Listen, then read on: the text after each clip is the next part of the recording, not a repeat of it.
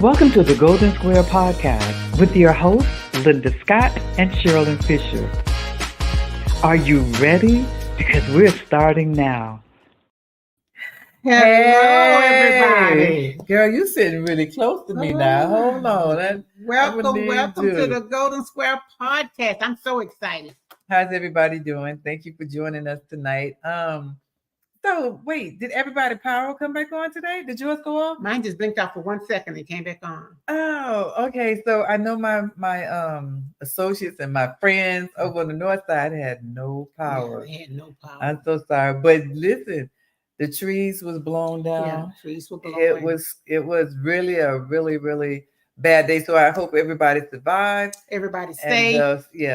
Let's call and check on your loved ones. It's on the north side, please. Yes, and if they need to come over here on the southwest side of town, but it should have been all the time. Come on over to the light. Let the light come on through. But anyway, we got a great show coming for you tonight. Yes, we do. It's that season where we need to get new politicians in to do great things. Right. So, and we have two of Houston's finest. Or should we say Texas finest? Yeah, Texas finest. We have them. So if our producer would bring them in so we can get started. Because we are so excited. Yes. Hey, y'all. Hey, guys. Hey. Good evening. How you doing today? Everything is doing good? Everything well. How about you two? Everything well? Really good. Tim? We are still high and dry, so we're feeling all right. Okay, all right. Because I'm like, you look scary. You look scared. Like what they about to do to me right here? All we're gonna do is give our viewers and the community anything that you have to give. Good information that's gonna to help them do whatever you need for them to do. So Tim, let's start with you and ask you to introduce yourself. Well, hi, my name is Dr. Tim Varlack. I am City Councilman for District A for the City of Iowa Colony in Northern Brazoria, Texas. I'm the husband of Carla and father of Taman. Carla and I, as we were discussing earlier, we've been married just a short time here, brand new newlyweds. We're celebrating 25 years together. So we're still working out the kinks on how to make that work. And she's allowed me to serve my community as an elected official for the City of Iowa Colony. So it's a pleasure to be with you and to talk to everyone about the so many things that we need to do within our local communities. But the most important thing is that we need to vote in these local elections. These local elections have such a critical impact on our everyday lives. It sets your tax rate. It determines who gets to move in next to you, what kind of businesses can come into your community, under what circumstances they're able to work. So really excited to talk about the local landscape and how we are impacting the laws of the land right here in the state of Texas. Okay. Thank All right. you. So, Mr. Oscar, the same with you. Mr. Oscar. I love to say, and the winner is Oscar. Good evening. It's a pleasure to be with you all. Thank you for having us. My name is Oscar Telfair. I'm a candidate for the 387th District Court in Fort Bend County. That's a family law court. As I indicated, I'm not from Texas, but I got here as soon as I could, okay? I have one son and one grandson, who's the joy of my life, my grandson. And I'm newly engaged, okay, Tim? So I'm joining the ranks. I'll be married to the lovely Andrea Victoria Haynes, who will change her name to Telfair. She's the joy of my life. She's just been by my side. And I've been asking her over the last year, where are you from? And she said, why do you keep asking me that? I said, it just doesn't seem real. So back in November, I said, where are you from? She said, you keep asking me. And so she said, I'm that rib that the Lord took out of you. And I said, okay, I'm sold. Okay. So, yes, sir. So congratulations. Yeah. I hope you have 25 plus years that you would be newlywed. You'll be a newlywed. Yes. That's right. Yes. That's right. So Tim, Oscar, you said something that caught my ear. And what was it? Am I losing my? I'm telling my age. Telling your age. Okay, so then you have a question for Oscar. Then I have a question for Oscar. A couple of weeks ago, we had a guest who she wrote a book, and it was The Devil in a White Coat. And the thing was, she went to one doctor to have surgery and signed all the papers for him. And he said that this guy was the other doctor, his partner. But as it turns out, he had sold his practice and all his patients to this guy. And the guy was not even licensed. And he did surgery on her and a botched job. And she's been trying and trying to get some justice for that. Now she can hardly walk. I mean, Right. He really did a botched job on her. Where can she go? What can she do? Well, I think she needs to see a lawyer. Obviously, what that doctor did was illegal. You can't transfer patients. I mean, that lady has to agree to that doctor doing the surgery. She agreed to one doctor, not the doctor to which he transferred the practice to. She doesn't know anything about this doctor. She would want to know who's operating on her. And the fact that he did a botched job indicates that he was not a great doctor or a good doctor. So she needs to seek some legal help. Hopefully her health gets better. That's first and foremost. Yes. Her health, she sees a doctor to someone gives her help with their medical condition. And then she needs to seek legal redress. Well, how does she get legal help where we all know that it's really hard for a doctor to go against a doctor, a lawyer to go against a lawyer? How does she get this help? Where does she get it from? Because she went to a couple of people and it was like, oh, you could throw that away. Nothing is going to happen. Yes. It's not like she's not trying. Right. She's gone to several people, several people, and she can't. She even tried to go to the American Medical Society, the board, and they wouldn't take her case. Wow. Well, I'd say try again.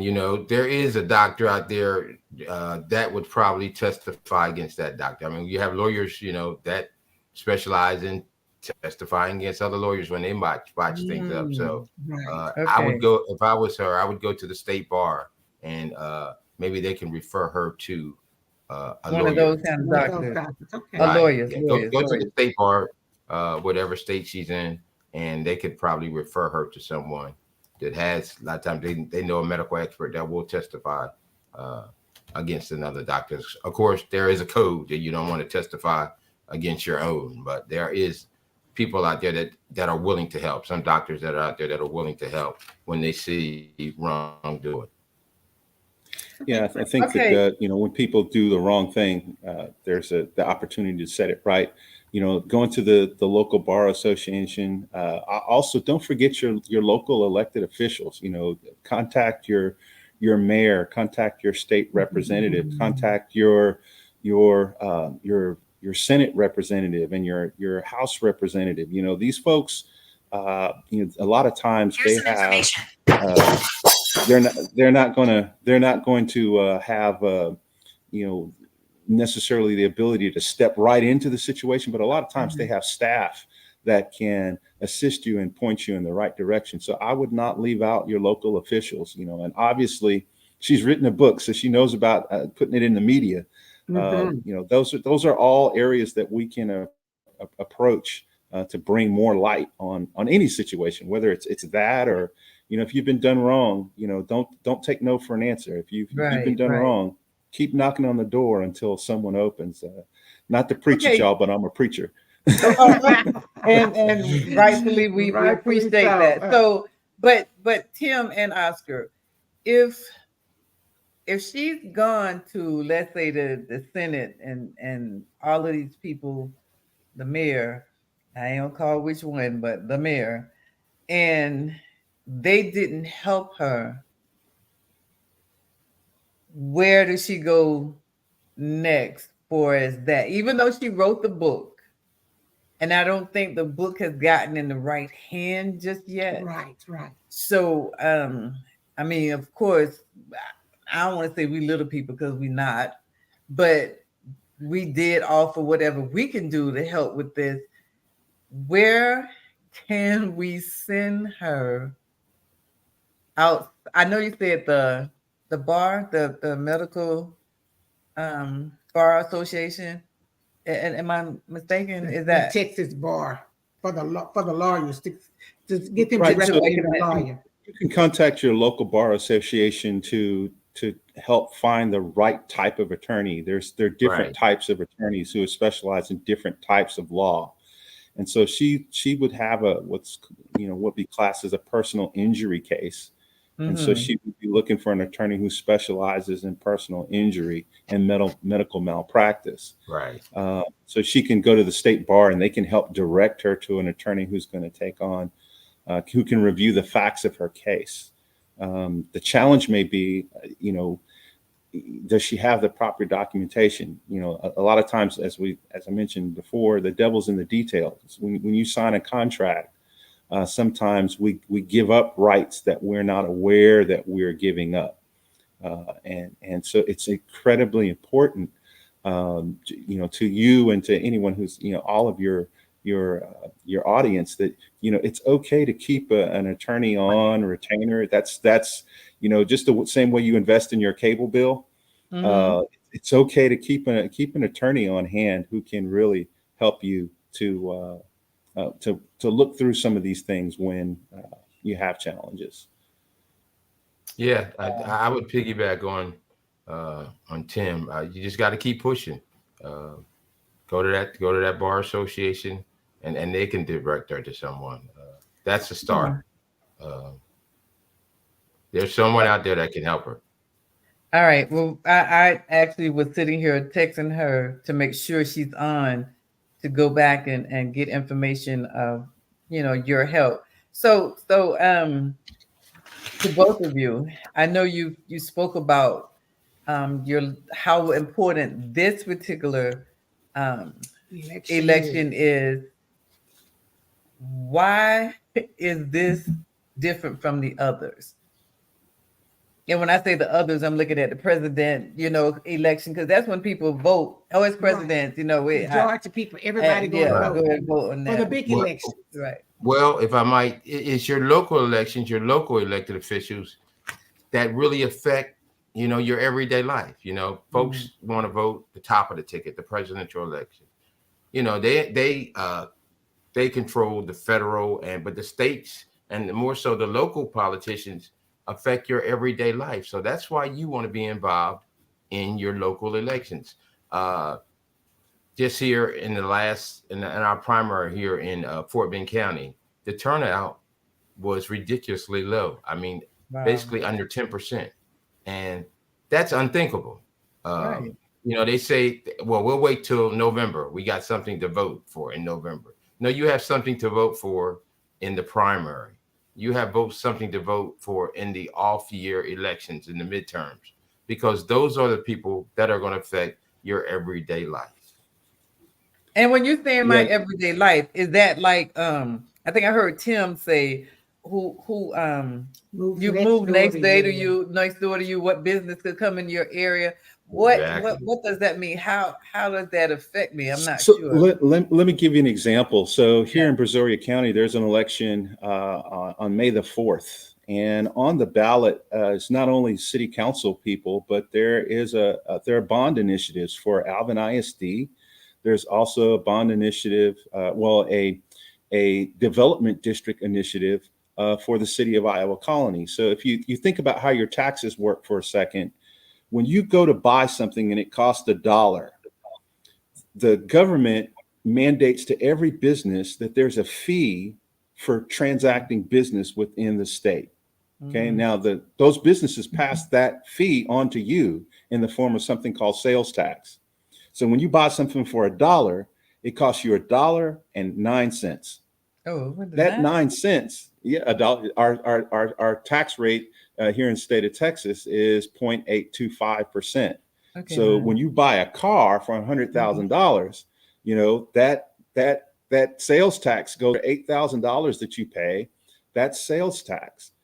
Well, the state takes the sales tax that you spend in your community, and then they take it and they divvy it up how they want. There's an election on Saturday that's going to allow for residents to be able to say, hey, before the state takes that full 8 cents, we want 1 penny of that to stay here in our community where we have a chance to determine what that money is spent on. So there's a whole lot of people who got flooded, saw floods today, right? Mhm. Wouldn't it be good if you had an opportunity to say, instead of us collecting the sales tax and building a football stadium, outside of El Paso, Mhm. or building a bird sanctuary north of Dallas, I'd like 1 penny of that sales tax to go to fixing my streets right here where I live, so I don't flood every single time it rains. Those are the types of issues that get resolved in local elections.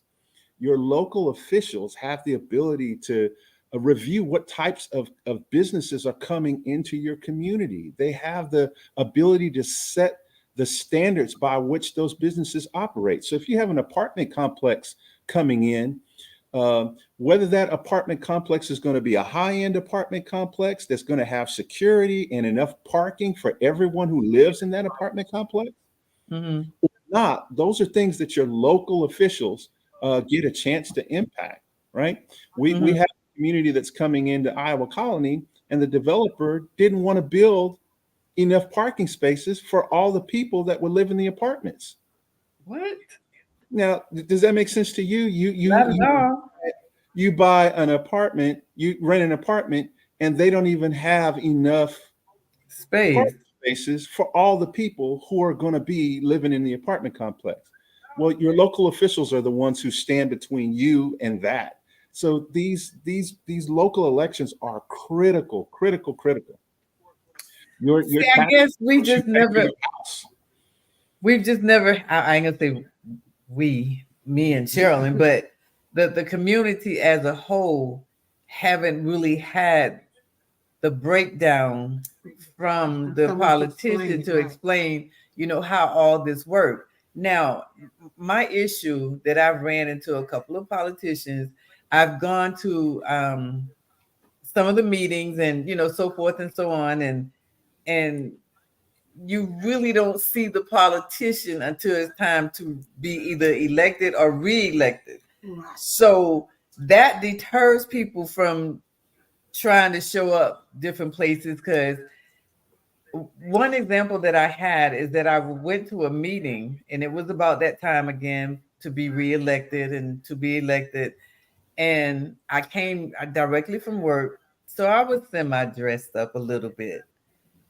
And everybody spoke to me. Hey, how are you doing? How you doing? And for some reason, the Lord had me to go home and change my clothes and just put on a big t-shirt, pair of jeans, let my hair down, and tennis shoes. And not one, and I'm saying you as politicians, but not one of you would say anything to me because I wasn't what they wanted. So how do you think the community feel? How do we fix that relationship between the politician And the public. and the public? Yeah, yeah. Well, if I might, you have to Yeah. research your candidate. First of all, you have to know your candidate, and you have to know that your candidate has been out there in the community prior to running. Because if you're not out there in the community prior to running, you don't understand the community, and you can't help that community. Some people, like I said, they're out in the community only during election time. That Right. doesn't work. I'm running for judge of a family law court, and you make decisions that affect the family. If you haven't been out there in the community, you don't understand the pulse of the community. I believe stronger, and I'm not trying to sound like a politician, but I really believe this. I believe the stronger families lead to stronger communities. And so if you make those decisions that affect the community, the family, you're affecting the community as a whole.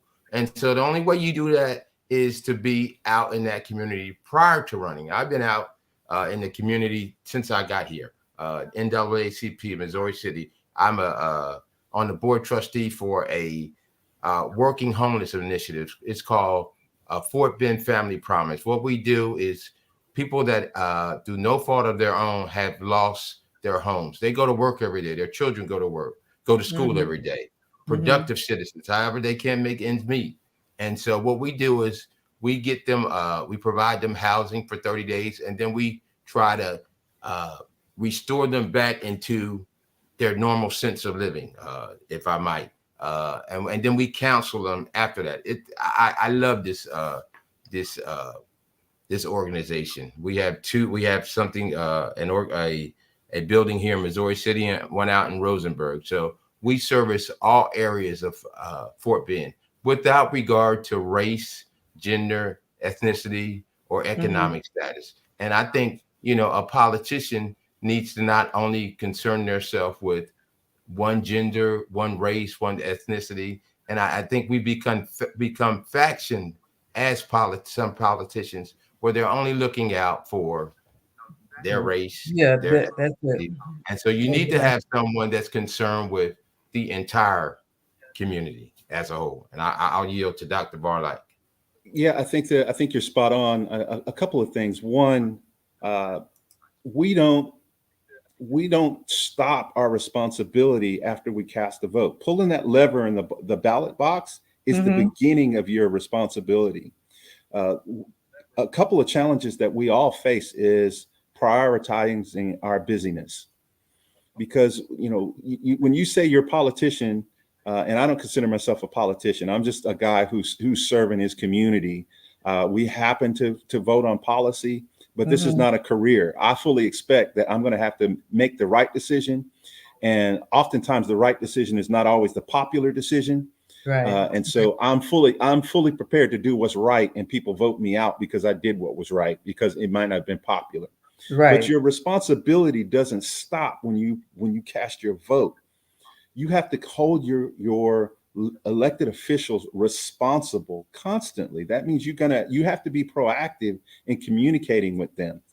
There's a lot of stuff coming at us all the time, and it's unfortunate that in our communities, the squeaky wheel gets the grease. And the whole thing about closed mouths don't get fed. It's unfortunate, but that's the truth. And so we have to take our communities back. We have to. We live in a representative government, and if the people who are sitting in the seats aren't representing you, you have three things that you've got to do. First, you have a responsibility to make sure that you're putting people in those seats that are competent to sit in those seats. The second thing that you need to do is that you need to understand on a regular basis what's happening in your community. So, we tell people to go to our website, iowacolony.gov, texas.gov, so that you can be plugged in on what's happening in our community. Everything. The first thing I did, when I moved to my community, I pushed the mayor to ensure that everything that the city council was going to be voting on was going to be posted on the city website before the vote took place, so that we as citizens could have an intelligent conversation with our city council about what it is they were voting for on our behalf. And the third thing that you've got to do is you've got to make your argument, make your position, your voice heard, and be firm, but not argumentative. We've got to get away from, you asked the question earlier, why is this the most important election? Why is this election so important? Every election is important, but perhaps November is one where we are making a decision in this country whether we're going to embrace a binary view of how to make decisions, or whether we're going to be adults and recognize that not every solution, every problem is a yes or no answer. There are a lot of complex issues that we have. And if I keep demonizing someone who doesn't agree with me and calling them names, or I fail to get the facts on what we're actually talking about, then we can't have a conversation. We can't get to compromise. All right. And so that is your responsibility, is to get with your elected officials, make the arguments, and have compromise so that they understand, hey, it can't be one extreme or the other. We have to be able to come together and work together. And that's not a just pull the lever in the ballot box and walk away. That's an ongoing responsibility. See, but my issue, my thing is, I could possibly do just what you all are saying do. I can, but my person behind me is not equipped enough to say, Yeah, let me say the homeless. Let's think about that. Let me speak about the homeless. Comparing me and the homeless. How can I get them to say, hey, come on, Doc could take care of you, Oscar will take care of you, Tim will take care of you. I just need you to go in and vote. Are they able to vote? I don't see why they just don't have they ain't registered. They're not registered. The majority of And them they don't have an ID. So we missed out on them and helping them, because that's still my community. And that's what I see that politicians or, whoever, however you want to name them, they're not there to help. It's one thing that I just saw on last week, I believe it was on the news, was it in California, that they was gonna ticketed the people who slept in a tent. How the Sam Hill bill you gonna ticket somebody who don't have a home, don't have a job, don't even know if they're gonna be here the next 10 minutes? How do we protect these kind of people? How do we fix this that is broken that way? Well, Either one of you take it. I think one of the challenges is we've gotten confused in this country. And no disrespect to the barrister on the panel here, but we've gotten so wrapped around legalism and being able to win at any cost that we've forgotten that the law exists to serve the people, not the people to serve the law. And so we've got people who are arguing before the U.S. Supreme Court, and inexplicably the court is confused about whether or not people have the right to exist. Let me be very clear as a layman, what I consider a constitutional right. A constitutional right is something that you can exercise without the need of the government help or their acknowledgement. The Constitution is an inclusive list, not an exclusive list. You don't only have the rights that are in the Bill of Rights. Those are just a couple of the rights that the Bill of Rights protects. And so it's a travesty that we have people who would say we have people in the country who don't have a home, for various reasons, whatever reasons they may be. Right. But you cannot legislate. You can't legislate whether I breathe or not, whether I have the right to exist, whether I have the right to be on the earth. And fining me for being somewhere, unless it's private property or it's city property. And that's kind of where the case led, is that, they don't want them on city property.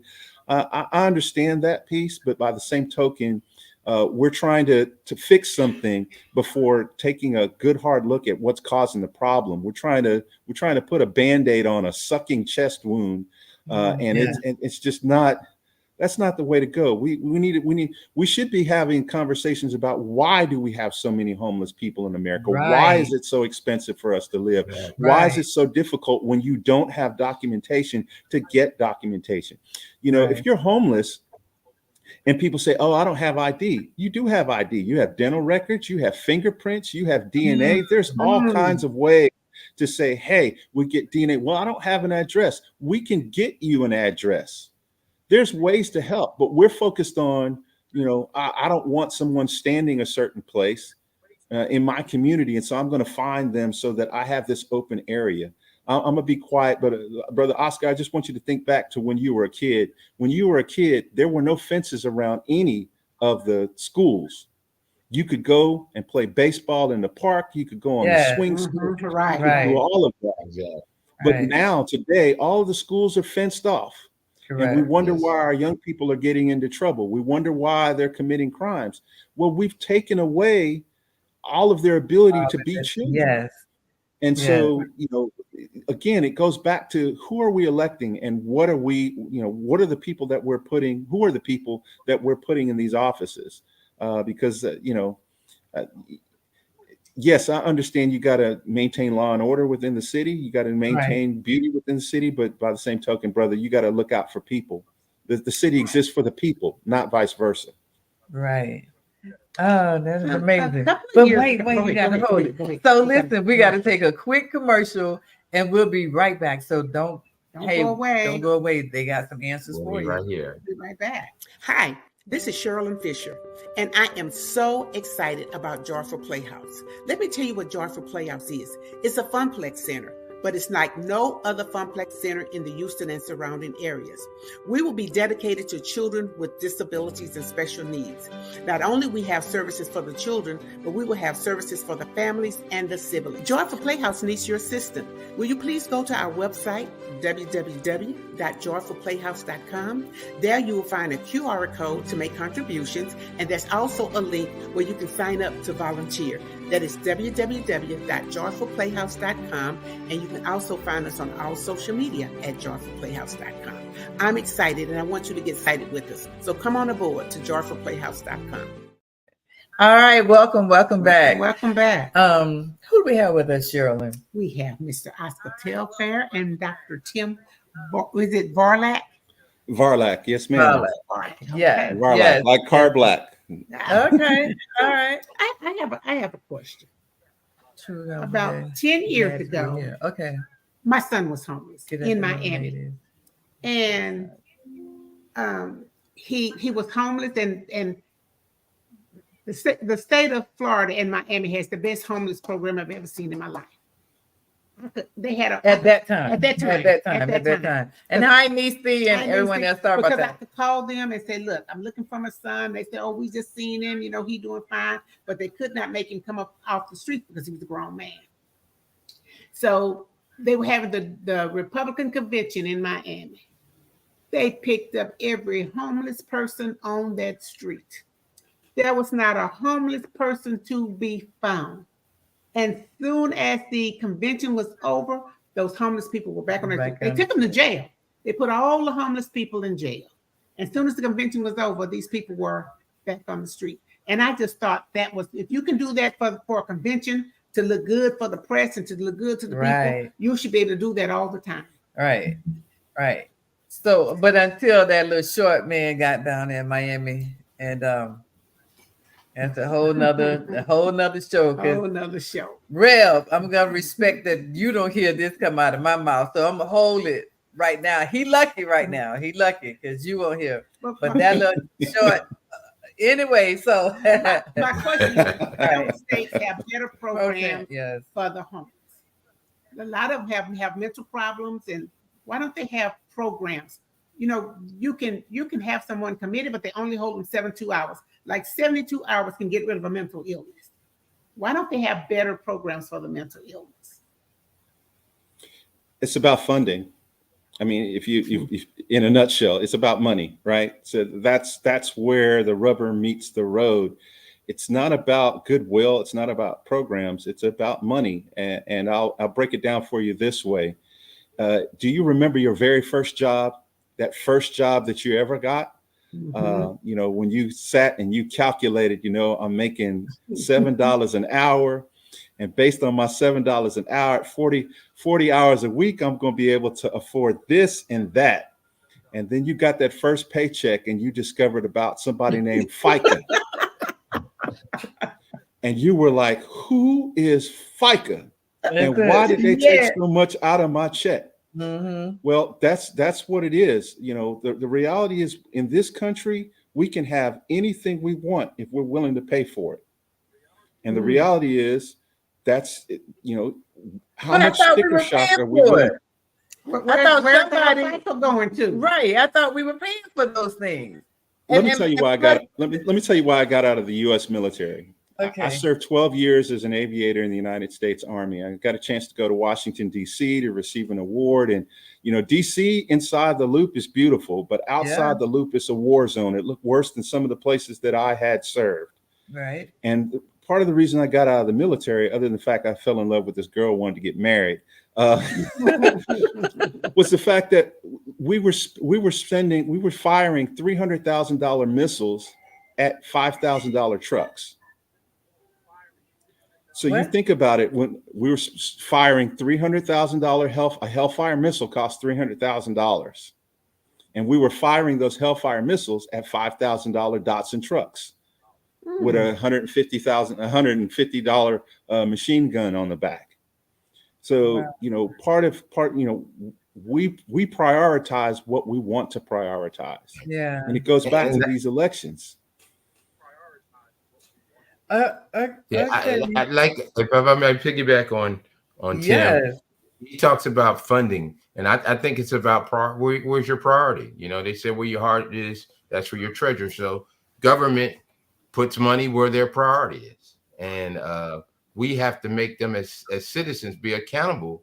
You talked about the homeless. Be accountable for the homeless. Be accountable for the little man. So we, as their constituents, we have to make them accountable for how they're spending it. Oh, So look, how do you do Oscar. that? Yeah, right. Because Because I'm they're gonna taking my vote money, for you. I'm gonna vote for you, and I won't see you nor Tim again to the next time to do the election again. How do we make this win? How do we win? I can't. Do you understand? Yeah, what I'm saying? How do we make it How do win? you How know do we win? you're accountable? And, Well, you make sure that we come back out to stay in the community. It's important that we stay in the community. And so you, as our voters, as our constituents, you have to call us on it. Hey, you said you're going to be out here in the community. You're not out here in the community. That way, when the next cycle comes, the people will know that who's been out there in the community. So who was out there before? Okay, I need a better fix than that, because I just ran across you and Tim. Oh my God, I love it. Y'all impressed me so well. And I'm calling now that we done voted for you. You in the House. You're supposed to represent us and do all these things. And then I'm calling you, Tim. I'm calling you, Oscar. I'll call you right back. And I've never heard from you again. And so now I am suffering because I voted for you to put you there, because you lied to me and said you was going to do this for me and do this for the community. And now we can't get a hold to you. Where do we go? How do we fix this right here? And I'm not saying you two are going to do that, but how do we fix it? How do we get, yes. Like I was saying, you gotta let the community know, hey, they don't return my calls. They don't return your calls. So you have to put us on blast, if you will. You know, that way the people know that who you voted for, they're not doing what, you know, we put them in office to do, and they're not returning my calls. And the reality of it is Linda and Sherilyn are only two people. And everybody else, and I'm just using us for an example, all of us an example. And everybody else outside, I'm saying, listen, come on over, Sally. Let's go and call the people and tell them, hey, y'all won't even call us back. Let's go up there and y'all won't even, and we still don't get no answers. Well, a couple things. First of all, I certainly hope that you don't ever wind up in Judge Telfair's court. That would mean that there's been a significant schism in your family. But the second thing is, well, let me say this. First of all, don't let people lie to you when they are running for office. Okay? Right. We work in a representative government. So when someone tells you, I'm going to do this and I'm going to do that and I'm going to do, that's a lie. Right. Because you have a vote on what gets done. You don't have the ability to do anything yourself. Okay. That's the first thing. All right. So let's all be adults and recognize that the people that we're sending to office, those folks are going to be representatives, one of many, in a room negotiating on what gets done. Okay. So that's the first piece. The second piece is if you have a representative and they are not getting back to you, my suggestion is you go over their head. And what I mean by that is what you're doing right now. You know, this is not just this is not a local podcast that's just going to my neighborhood. You know, we live in a world where everything you do goes across the globe and it goes out into cyberspace. And so, you know, a couple, 10, 20 light years from now, if there's any aliens out there, they're going to see this as well. And they're going to know who Oscar Telfair and Dr. Tim Varlack are, and Linda Scott and Ms. Fisher. So, we have a bigger bully pulpit and a bigger bullhorn now than we ever have before. So if your elected officials are not doing what you're asking them to do, listen, YouTube, go live on Facebook. Yeah, make it happen. Make it happen. You can be viral for calling out your elected official for not responding to you about a critical need. You know, it's we don't live in the day and age where it's all ink pen and you got to send a mule. We got to wait. Right, the bird. I said, throw that bird over there. You can go live right now and say, hey, listen, I done sent my representative 20 emails. Yeah. And here they go. And he was just on TV a few seconds ago talking about what he was going to do and what she was going to do and all this. He don't do nothing, y'all. Here's the receipts right here. Yeah, and you're welcome to contact me because you have all my emails. So you're welcome to contact me whenever you decide. That's what you can do. It's you're not trapped anymore. You've got the voice. You as a person anywhere in the community, you have a voice. Okay. And it doesn't stop at the ballot box. All right. I recently went to a fundraiser for a politician. And he was just saying exactly what you were saying. I'm going to do this and I'm going to do that and I'm going to do this. And my question to him was how? Because he already knew you don't have the ability to do what you're saying. And I asked him how, and you could hear crickets. And go ahead. She said how, and I said you're lying. You're lying. You're lying. You just stand up here telling a lie. And we got reprimanded for embarrassing. But I just asked, they said, anybody have a question? I said, yes. How are you going to do those things that you said you're going to do? He had no response for me, none whatsoever. And this nothing. That's because you're lying. You're lying. You're lying. So, but that Tim, when we met, I was me. I wasn't nobody else. And okay, you don't have to stretch your eyes.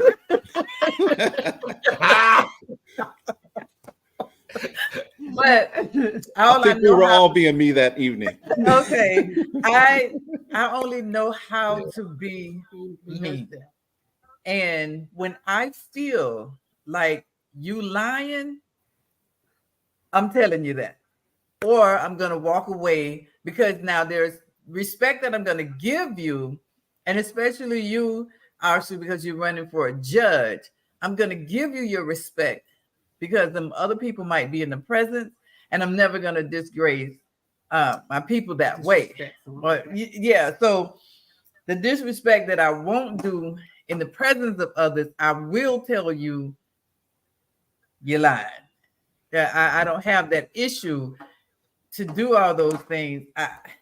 This world is making me crazy. The older I get, I got another gray screen a day, but it's crazy. It's crazy. But Oscar, I got something for you because you're a judge.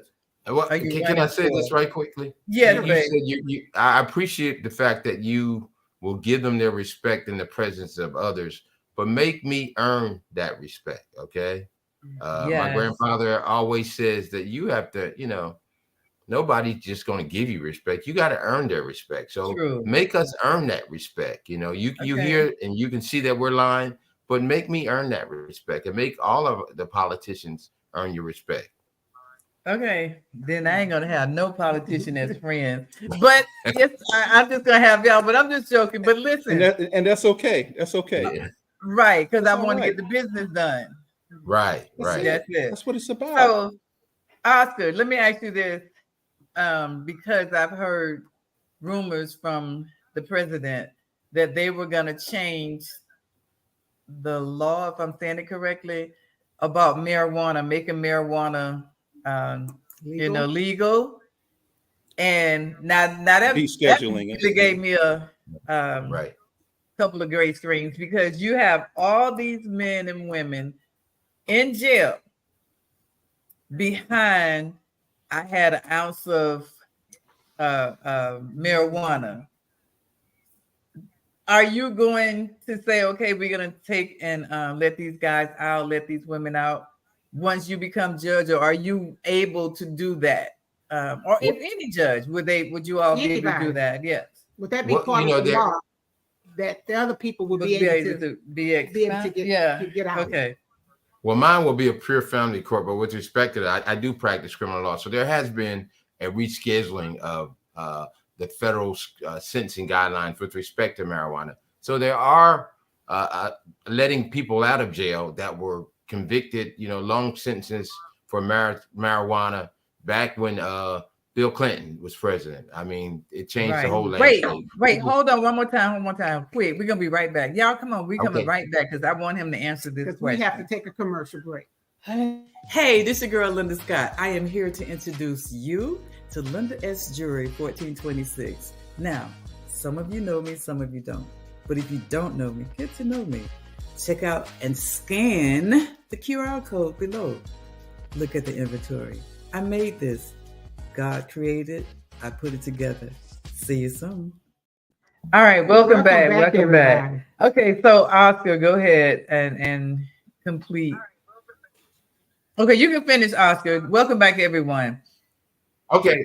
I mean, so they are letting individuals that have been in jail for a long period of time, they're resentencing them, and they're not commuting, but they're allowing them to get out of jail because those sentencing guidelines were out of kilter. I mean, 20 years for an ounce or 2 ounces of marijuana when folks that had pure cocaine were in jail for 2 or 3 years, just like crack cocaine. Sentencing guidelines, they weren't fair. Okay, correct. The people that were getting arrested for crack cocaine and marijuana aren't the same people that are getting arrested for pure cocaine, powder cocaine. You can say it, Judge. We were still on the tail end of Jim Crow. Exactly. And part of that whole scheme around the classification of various narcotics was designed to incarcerate a specific group of people. Exactly. Okay, so do we give them back? I don't know how we could give them back. What do you give them for spending all that time in jail when you should have just hit them on the wrist and say, go home behind your closed doors and smoke that? How do you put them back in society? Because will they be able to vote? All of these things was running through my head, and I wanted to call the president, but I lost his number. Will their felonies be dismissed? Yes. Will they still have felonies on their records where they can't get jobs, can't get public aid, and things like that? And insurance. They've in jail, they cannot get insurance. So are we able to give all that back to them? Well, let me say this. Say it. When you take away a person's liberty and you put them in jail, you never restore them back to where they were. Okay. I don't care how much money you give them. Okay. Okay. You can give them $1 million, but they've lost years of their life, of their productive life in most cases, to incarceration. Yeah. So, I mean, you allow them to vote, you commute their sentences. Yes, that's going to help, but you never put them back to where they were. More so, they may never realize their fullest potential. Okay. I mean, people are wrongfully shameful. I mean, you hear stories about individuals that were charged with and convicted of murder 24 years ago, and they've been in jail for 24 years. And it's a joyful day when they're released. Their families are happy. Right. But just think of all the family members that have been born. Just think of all the family reunions that they've missed. Just think of all the jobs that that they missed. Yes. Yeah, right. So you never restore their full liberty, because once your liberty is gone, one day of liberty you lost that day. Anything could have happened in that one day that it could have propelled you to heights unknown. So in response to your question, you never fully restore them. You can give them some rights back, but their rights start at that point where they're out of jail and go forward. But you have to look back. They say you don't look back, but you have to think about what they lost. Okay. Yeah, I think you and your listeners and your viewers have to frame the question in the correct way. All right. Okay. So recognize that in the United States, we don't have a justice system. Okay, if you take away someone's liberty unjust, for a foolish cause, or the system is imperfect, where it cannot deliver fairness to everyone, we can't have a justice system. What we have in the United States is a penal system. It's a penal code, not a justice code. And so, once that, we can certainly look at laws that allow a person, once they've paid whatever penalty the law calls for, that they should be able to be fully restored I absolutely support closing records of people who've done their time. If the judge says, hey, you committed a crime, and for that crime you're going to forfeit 5 years of your life, when that person walks out of prison after that 5th year, it's done. It's over. No one should be able to ask me about it. No one should be able to talk about it. Right. It shouldn't come up on job applications unless you are, going for a job that requires you to have some sort of a security clearance, and the infraction has to be something that would impact that security clearance. I support laws that would go to that end, because as long as you have a person who is saddled by something that they did in their past, and they can't get plugged into society, they've missed 5 years of personal, professional, and emotional development in their life, they've been stunted. That's why you have recidivism, because you come out, but you're stuck. You're still there. You're still there. Now you're under pressure just to survive, which Right. means now I'm going to have to go commit another crime just to survive. Yeah. So, so I support laws that would basically allow a person who has done their time to finally have a fresh, clean slate and be able to move forward with their lives. It's unfortunate that we can't give them back the years that were lost, but I'm a believer in God's word. I told you I'm a preacher. I tried all night not to preach. But the scripture says that he's going to restore the years that the palmer worm and the canker worm took away from you, and that your latter years were going to be greater than your former years. Yes. So that's my prayer for all these folks that got caught up in the drug war. And it really wasn't a drug war. It was a young minority war. It was a war on young minorities, not drugs. Because we know now that the government had its fair share in being able to push some of that through the communities. I'm praying that they're going to come out, and that what's ahead of them is great in spite of what they've been through. Went through. Yeah. Okay, so I'm still stuck with you. I heard everything that you said, but just in case some of our viewers or whatever missed it, we have these young men, these young women come out of the jail system. They spent, we'll just go ahead and give them 5. They spent 5 years of their life in there. What program do we have that helps them get back into to rehabilitate them? Yes. So a real program, number. not that I just went and got something. I'm gonna say this is I was gonna say an outhouse, but halfway house. Yes, a halfway house, and bring them over and do what with them, because I've seen that happen, and they don't teach them anything. They don't try to. They don't give them a skill or anything. What does, and I'm gonna say our tax money, why we can't use that to help build something, and especially now you're letting these people out, early because of the jail's overcrowded. The jail was overcrowded because they put the marijuana people in there, and now they're letting them out. And where are these people going? What are they doing?